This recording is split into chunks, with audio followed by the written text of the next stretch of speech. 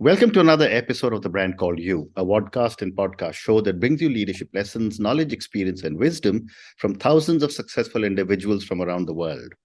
I am your host, Ashutosh Garg, and today I'm delighted to welcome a very, very accomplished and senior professional from Belgium, Ingrid Covington. Ingrid, welcome to the show.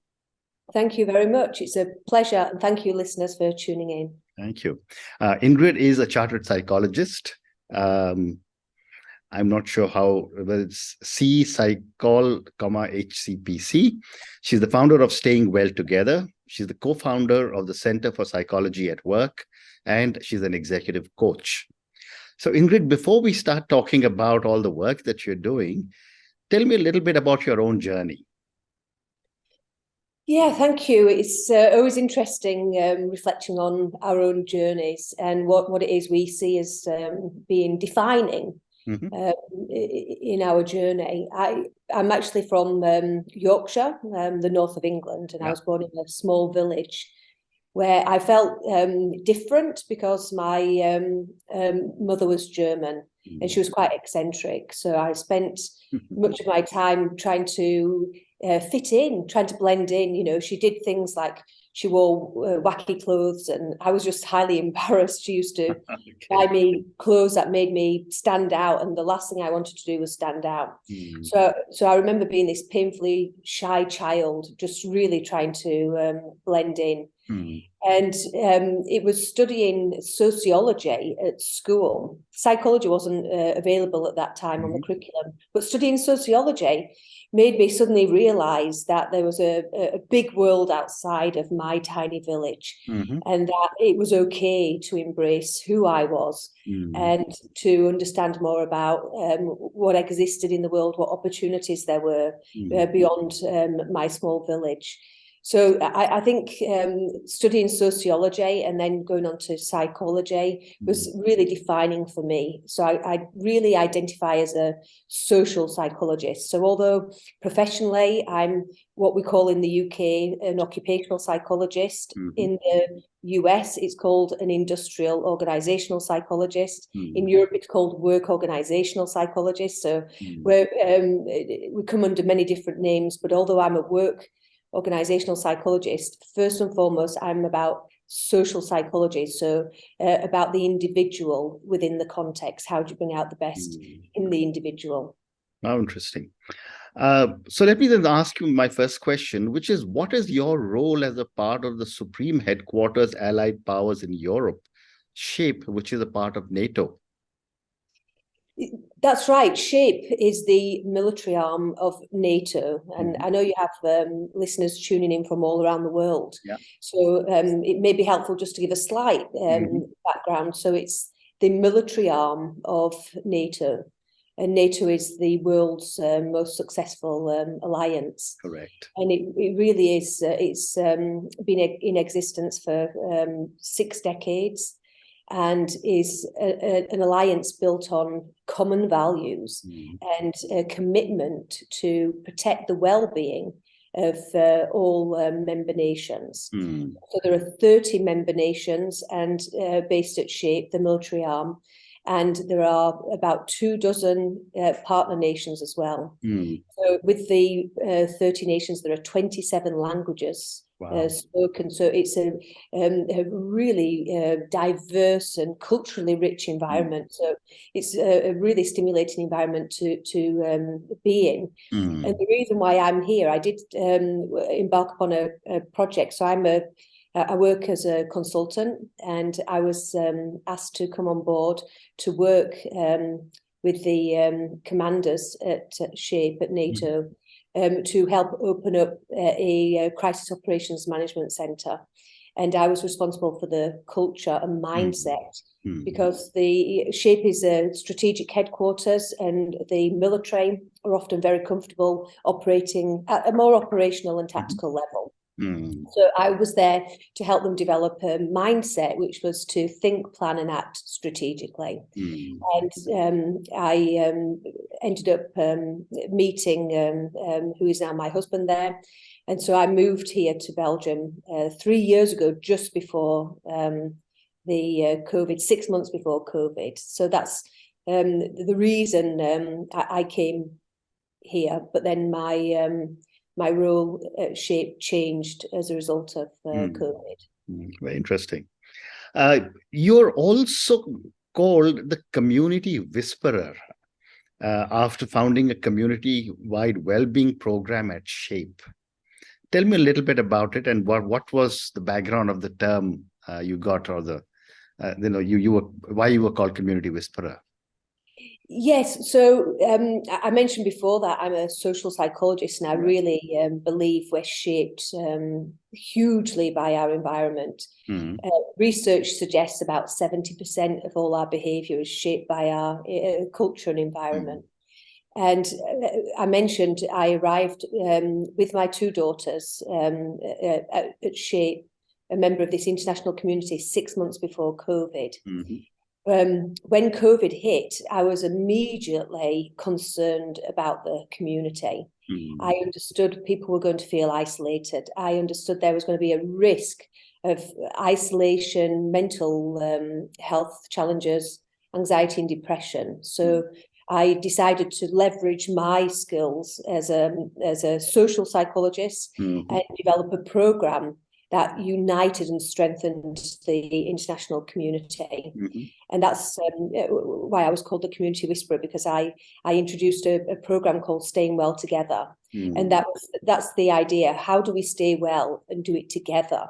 Because there's a huge power in collective wisdom and collective support. So it continues to give. If you just focus on individuals and look at what resources you have, so you might have,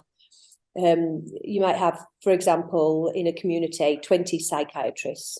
Well, they're limited in the impact that they can have. So I'm all about how can we leverage the resources that we already have together. And that, for me, is social capital. So I'm all about saying, how can we strengthen our social capital? So that's how can we understand what values we share, what resources we can share, so that we all feel connected with a shared purpose, we feel supported, and we can give and take. And that's how most really effective community programs work. People feel a sense of belonging, and they're motivated and inspired to invest and draw upon the community when the need arises. Very interesting. Also, do share with us, what are some of the well-being challenges being addressed among the community? And I appreciate that, since a lot of this is defense, you may not be able to talk too much, but whatever you can, I'd be grateful. Yes, I think what I can say is that not just in the military, but in many cultures, in many communities, there's still a stigma around mental health. And when there's a stigma around mental health, there is often a need to encourage what we call support-seeking behaviours, rather than maladaptive behaviours. So people can often find coping strategies that might become unhelpful. So I think one of the biggest challenges in a military community is definitely the stigma. How do you make people feel safe, psychologically safe, to seek help? Correct. And that psychological safety shows itself in different ways based on who you are. So at S.H.A.P.E, only 16% of the military are female. So the majority of the military are male. And research shows us that men access social and emotional support in different ways. Correct. So you've got to really be creative in finding ways to make it okay for men to talk, and to realise it's not seen as a weakness if they need to share concerns that they're having. Equally so with the military spouses.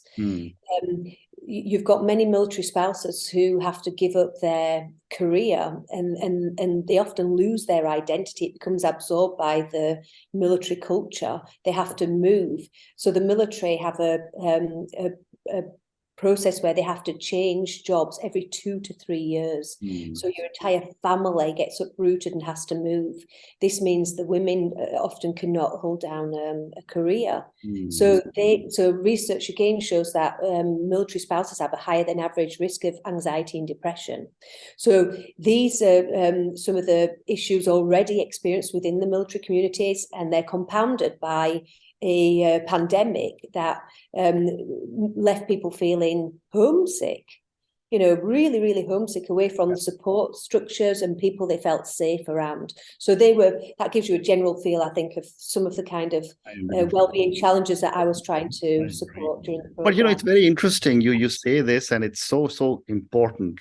And as you were talking, I was thinking of myself, because my father was a retired brigadier general and in the Indian Army, and we were moving every 2-3 years. But maybe this whole discussion about mental health is now much more acceptable than what probably was used to be 5 decades ago. What are your thoughts?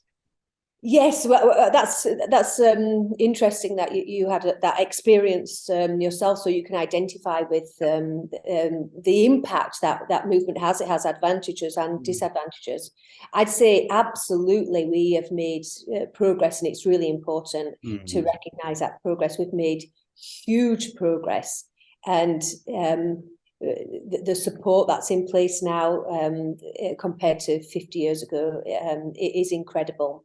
However, there's much more progress that needs to be made. There's still, my passion is to eradicate human suffering, and there's still too much human suffering still, because people are feeling alone. And that was my campaign. My campaign was called "You're Not Alone."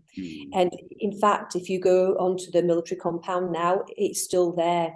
2.5 years later, the NATO community has still held on to my message, because they see how important it is to communicate every day. So when you drive, it's a secure compound. When you drive onto the base, there's a huge banner with a big campaign saying "You're not alone." Wow. And it outlines, my program was based on an evidence-based approach to well-being, which is called the 5 ways to well-being. So there are 5 different ways that you can ensure your own well-being, and they are making sure you stay connected, making sure you keep active, keep learning, give to others, and take notice. And the take notice is about mindfulness, really being aware of your immediate feelings and environment. And so this is still on a banner. It's on LED screens all around the compound. I was just in the car yesterday leaving, and it flashed up on the compound on the LED screen, and it impacts me profoundly every time I see it, because everybody is receiving that message. You're not alone. We know you're here, and we care about you. So every day we need those messages, and we need to follow that through with ways that people can find that social support. Oh, wonderful. Thank you. That was a great response. So, Ingrid, I'm now going to move to the second segment of our conversation, which is about you as a coach.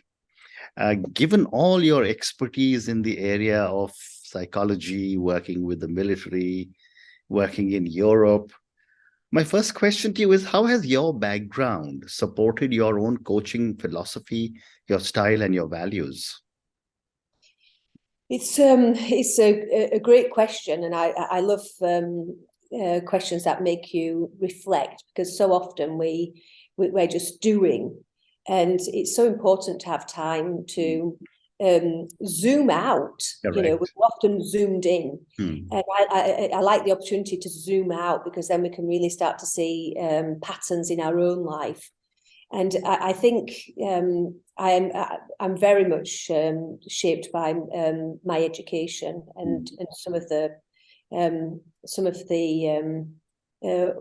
psychologists that really shaped how I see the world. One of whom I've had the pleasure of meeting in person, and that's Edgar Schein. And he's responsible for identifying and defining the concept of organizational culture. Mm. And so he says that his phrase is culture eats us for breakfast, lunch, and dinner. Not just for breakfast, because many people say culture eats you for breakfast. He says no, for lunch and dinner. And one of the most powerful thoughts that he has, that I use in my coaching, is that people are often not conscious of this way that their thoughts and feelings and values are being shaped. Yeah. So he said, the more conscious we can be of the way it's shaping us, the more we can be connected to our authentic self. So for me, in my coaching relationships, I really try to focus on this shared awareness that can be really empowering in the relationship. And I think it's really important to approach understanding what's your purpose, what are you trying to do as a coach. And I see myself as a skilled helper. And, you know, in whether I'm consulting, whether I'm coaching, everything I'm doing, I'm trying to be a helper, a skilled helper for the individual. So I have some fundamentals, some frameworks that I think are fundamental in kind of shaping how I might help someone. So one of those fundamentals is, I don't know if you're familiar with 5-B. Many people are familiar with Myers-Briggs, but 5-B, when I was trained in 5-B, had a really profound impact on me. And it stands for the fundamentals of interpersonal relationships orientation. And it's just 3 things that define our fundamental needs in interpersonal relationships. And that's the need for control, and it's twofold. It's not only just the need for control, but the need to control others, the need to be open, and the need for others to be open to us. And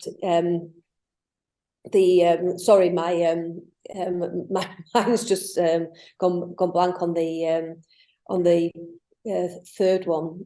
Inclusion, the need to be included, and the need to include others, and they can be different. So I have this framework, fundamental framework. So whenever I'm trying to, first of all, make sure I'm helping, and therefore that means I'm not the expert with the power telling anyone the answers. I'm really just creating psychological safety in a condition for the individual in which they can thrive. But then I also have in my mind these fundamentals. So I'm always saying, how is control playing in that dynamic?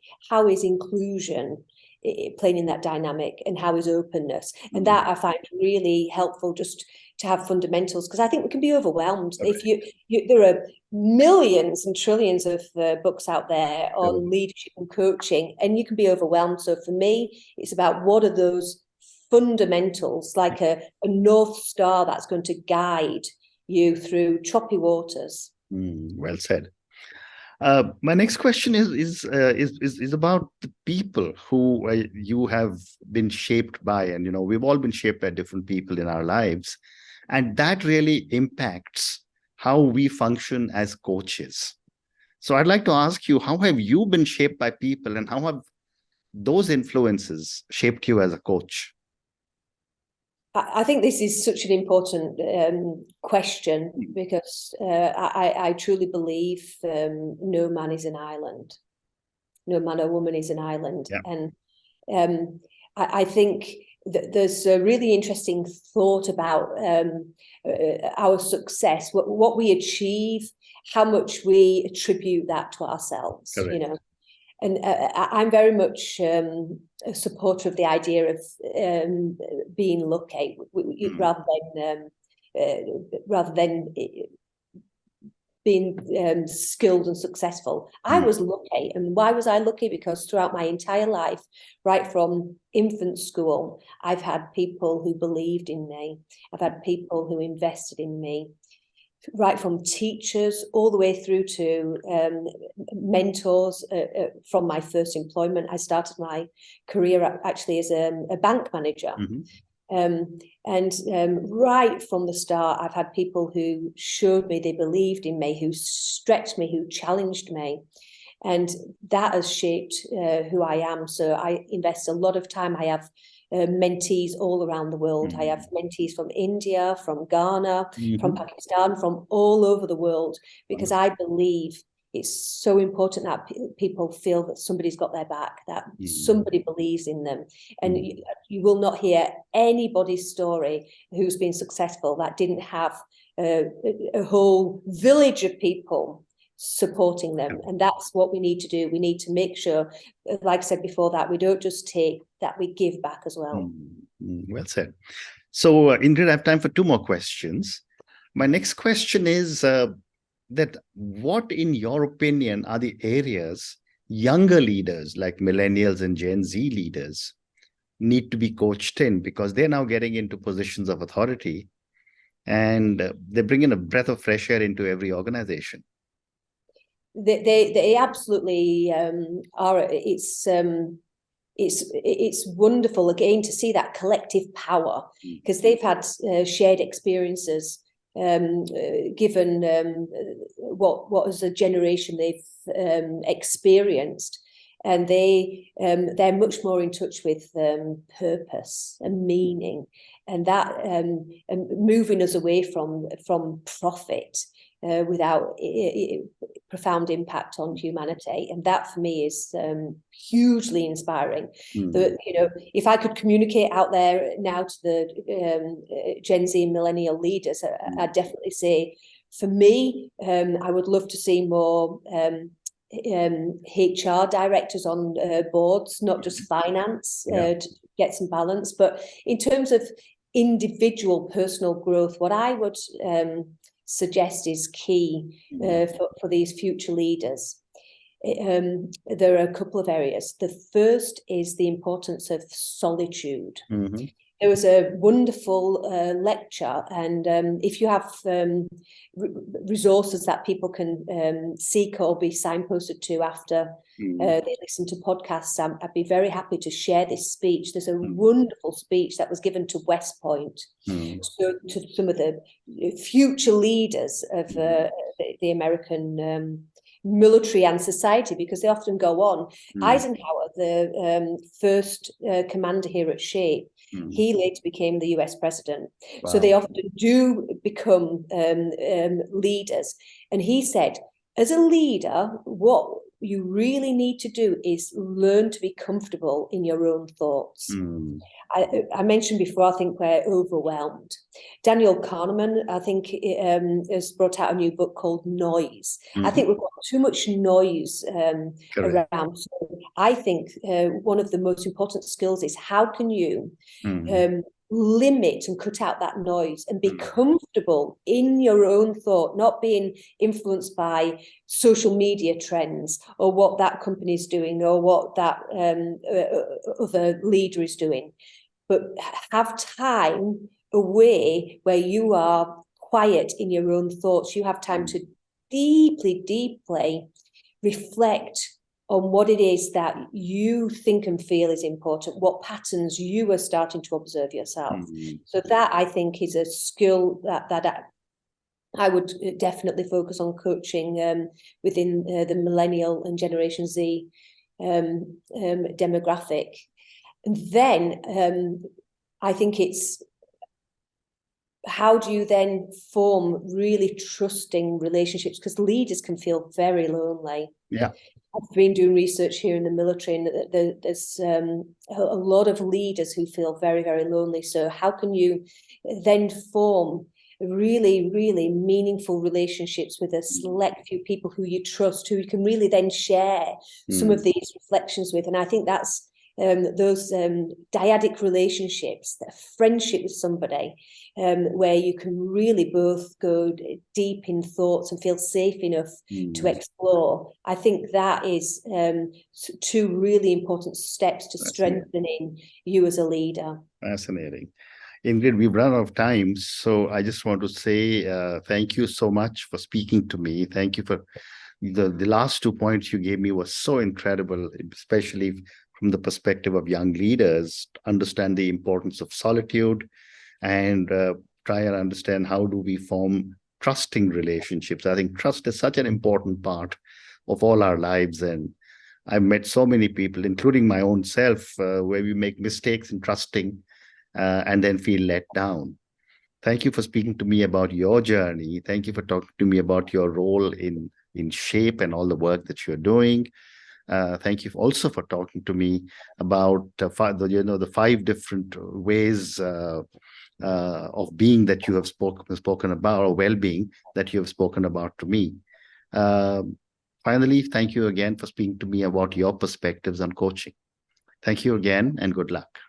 Thank you very much. I appreciate your time, and thank you to your viewers and listeners. And I'm happy to share any resources. Thank you very much. Thank you. Thank you for listening to the Brand Called You videocast and podcast, a platform that brings you knowledge, experience, and wisdom of hundreds of successful individuals from around the world.